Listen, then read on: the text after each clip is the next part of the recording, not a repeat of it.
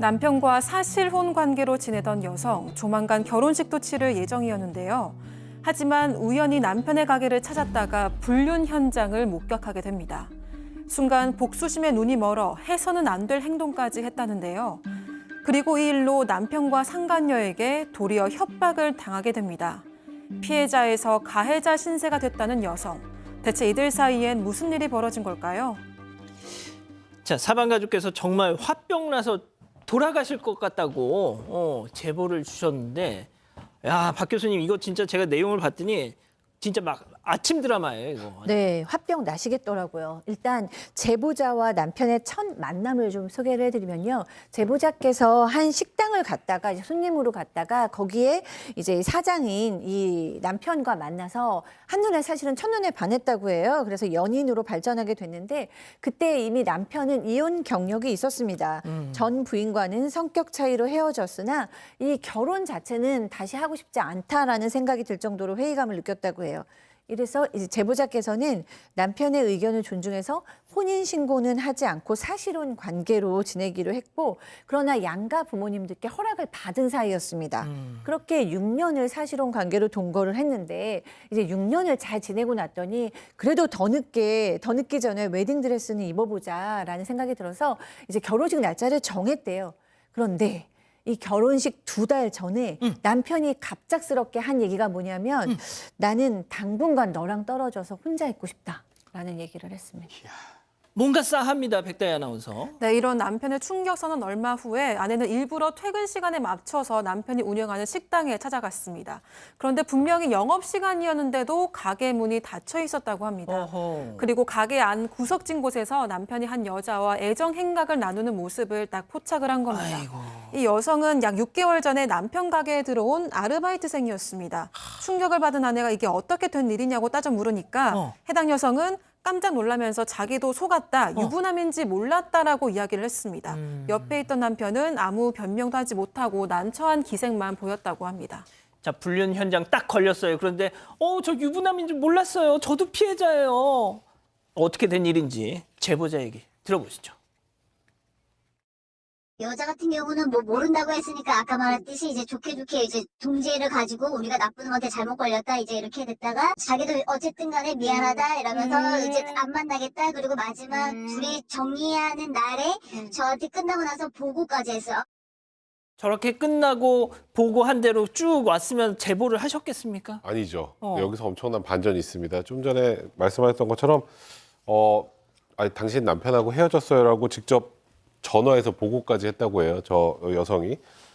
그리고 이제 이 카페에서 지금 보시는 것처럼 제보자하고 그 여성하고 둘이 만나서 얘기를 하는데 남성이 전부인 얘기를 했었는데 그게 지금 제 앞에 있는 아내분 같아요. 아내분을 의부증 환자라고 그러고 뭐 살림 실력도 완전 꽝이고 여자로서 매력도 빵점이라고 자주 말했었어요. 이런 얘기하면 어떨까요, 제보자가? 아이고.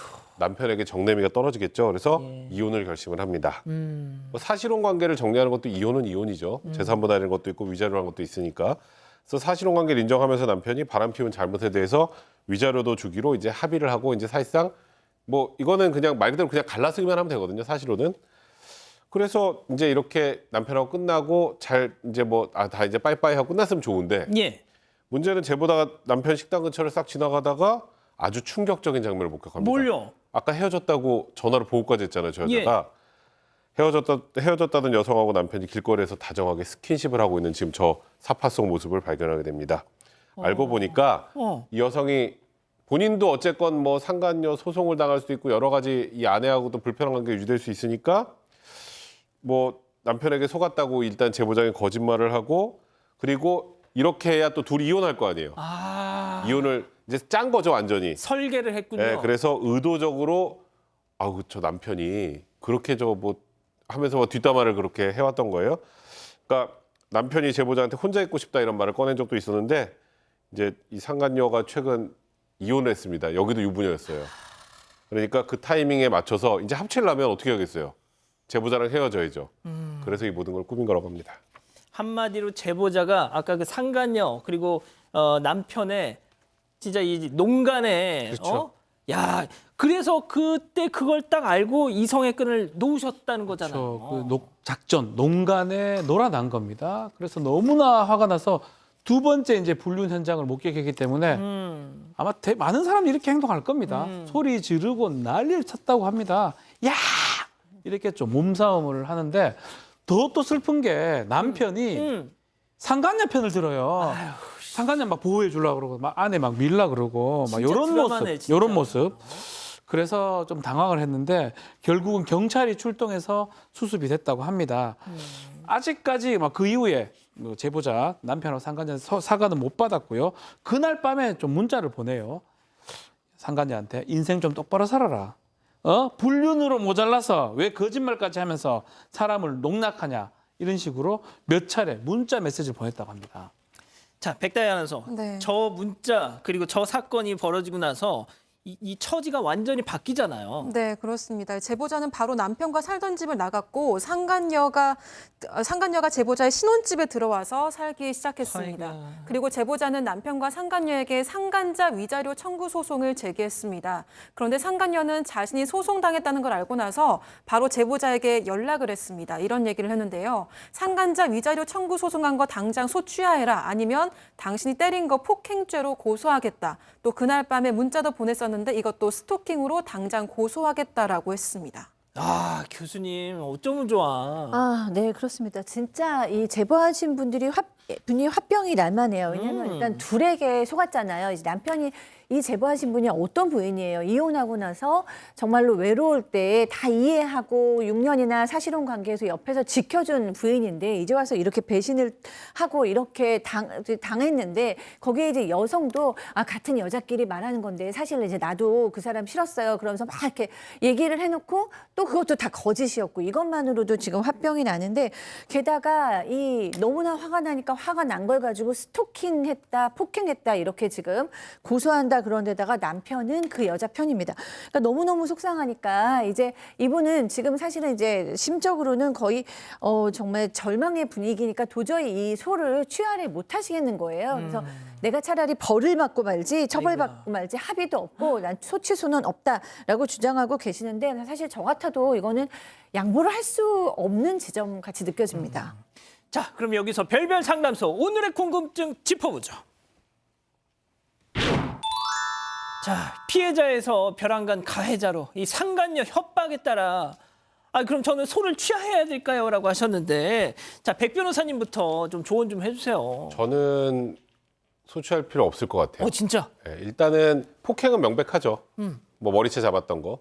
그리고 제가 보기에 이 문자 정도는 스토킹으로는 인정이 안 될 것 같고요. 근데 폭행 같은 경우 이 상황을 고려한다면 제가 생각에 전과가 없다면은 일단은 이 상황 자체가 우리가 다 이해는 좀 되잖아요. 잘한 건 아니지만. 그렇죠. 그렇다면 이거는 기소유예가 나올 가능성도 꽤 높습니다. 아하. 물론 조사는 받으셔야 될 것 같아요.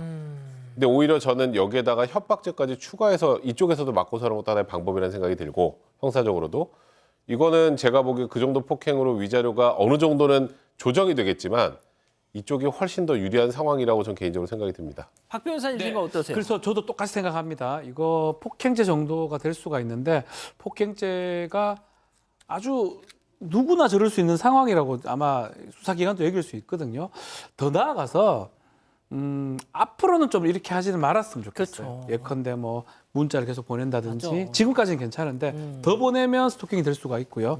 뭐 욕설을 한다든지 자 지금까지는 큰 문제가 없고 소송을 다른 어떤 상간자 소송은 괜찮은데 더 나아갔을 때 좀 문제가 되니까 그 정도만 하는 게 맞지 않나 생각이 듭니다. 자, 박 교수님 좀 짧게 좀 부탁드립니다. 네, 저는 제보하신 분께서 그냥 하시고 싶은 대로 다 하셨으면 좋겠어요. 법적으로도 네, 큰 문제 없이 유리할 거라고 두 변호사께서 그러시고 누가 들어도 이거는 정말 너무 억울하시기 때문에 그냥 하시고 싶은 대로 하셔서 마음에 화병이라도 없으셔야 그다음 다 지나고 나면 일도 다 지나갔다 하면서 잘 행복하게 사실 수 있을 것 같습니다.